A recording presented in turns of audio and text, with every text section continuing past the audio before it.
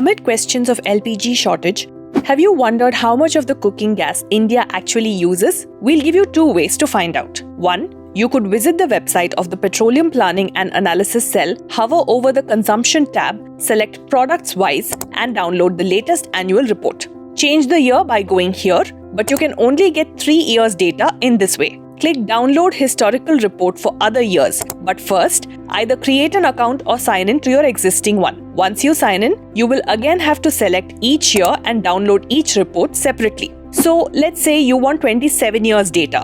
You'd have to select the years and download the reports 27 times each. Once that's done, you can get down to collating and cleaning the data before you analyze it. The whole thing should take you a minimum of 2 to 3 hours. The second option is that you could visit dataful.in, log in or create an account, search for LPG consumption, click on the relevant dataset, check the dataset preview to see if it has the information you need. Here, you can see the period for which you are getting data, which is 27 years in this case.